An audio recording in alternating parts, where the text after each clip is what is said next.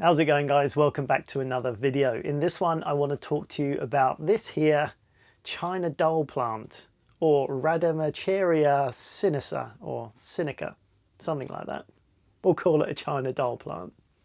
As you can see, this one's actually been trained into a loosely looking bonsai sort of format, which is quite pleasing, I think. And when the sort of foliage grows out a little bit more, I think this will be quite an attractive little plant. Today I'm going to be explaining how to care for your China doll plant and some advice on pruning.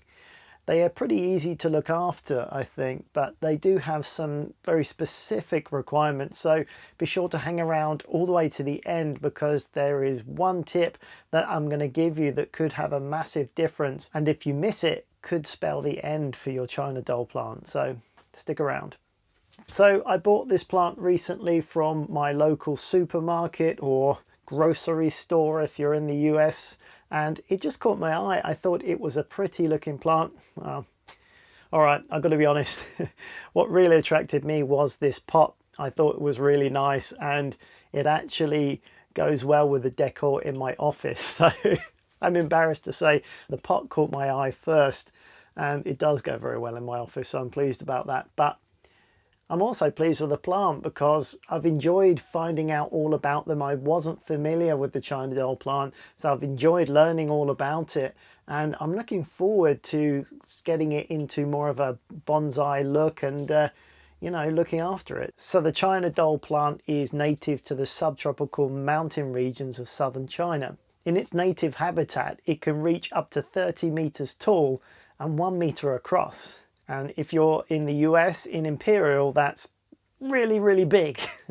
Having said that, I don't think we'll get any Jack in the Beanstalk moments with these plants. I think they're quite happy being trimmed in little pots like this.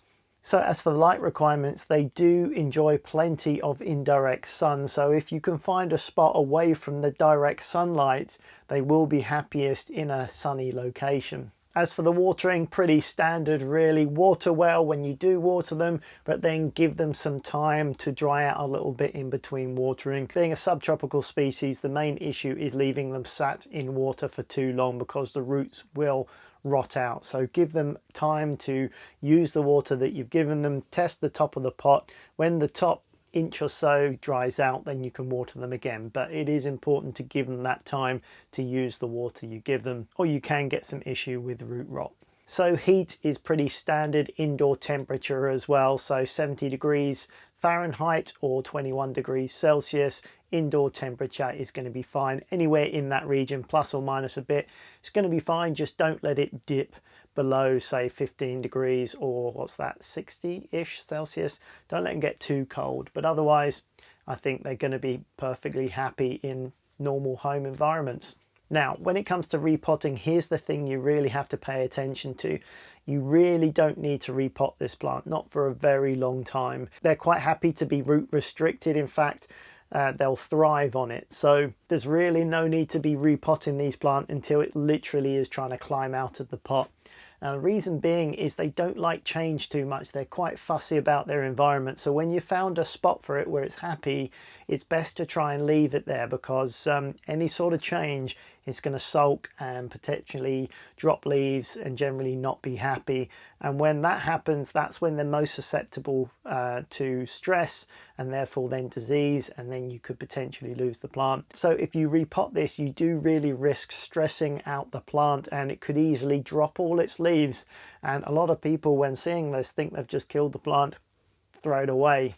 Now, it may well bounce back after this if you give it some time, throttle back with the watering for a while. It may then regrow its leaves and you can start again.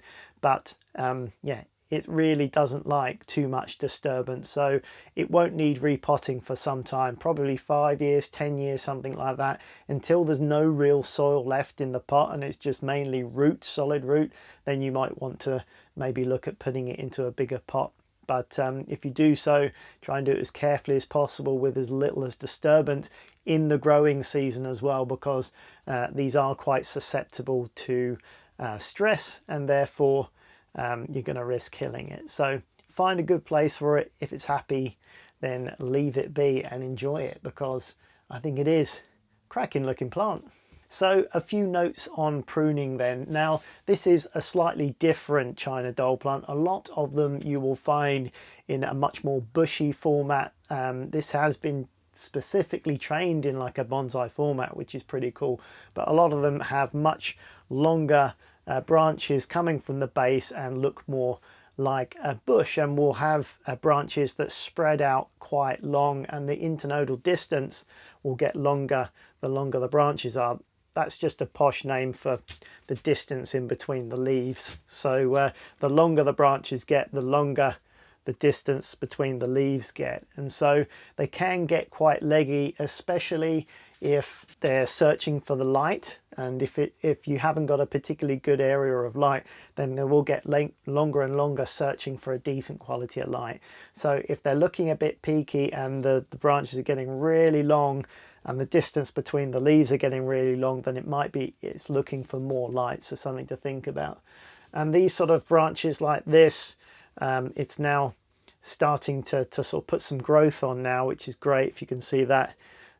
If you cut these back to maybe 2 leaves, something like that, it will stimulate growth, and it will put on more branches as well. And if we're trying to create like a bit of a bonsai look, then what you really want is a more tighter, denser habit. I don't think it's ever going to make a particularly classical looking bonsai, because these I don't think will harden off enough to really take a shape, but certainly we can create a more pleasing, denser looking topiary type of bonsai if you like, in which case then we might want a more triangle shape to it, and maybe, you know, taking off anything that's falling down too much, some of the lower branches like these, and encouraging a more sort of triangular pinnacle shape to the plant, which gives it a more bonsai looking established tree shape. And that's what I'll be doing as I go along. So this is quite new, as you can see. What they do at the growers, they'll grow these trunks as long as possible. I've chosen this one because of the particularly nice movement in the trunk, as you can see here. It looks quite bonsai-esque, if you like. And so what they do, they grow it as long as possible, and this was probably, when it was growing, could easily be 5 or 6 foot tall, just one big thick stem, and then they cut it back here, which then forces more new growth out from the top here. So this growth that we're looking at could easily be just a few weeks old.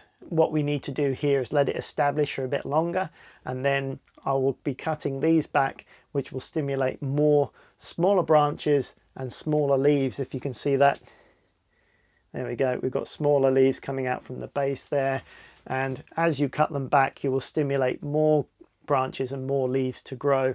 And yeah, we can shape them as we go along.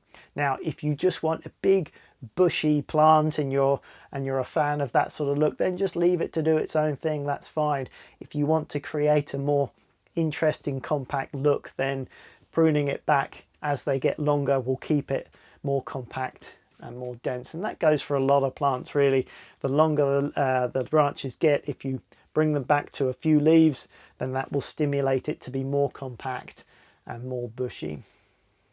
All right, that pretty much wraps it up. I'll give you an update on this as we go along. I'll give it a few months to push out some more branches, and we'll tidy up some of these slightly longer ones, and hopefully we'll get it looking a little bit more denser. And yeah, to be honest with you, I'm happy about it quite right now.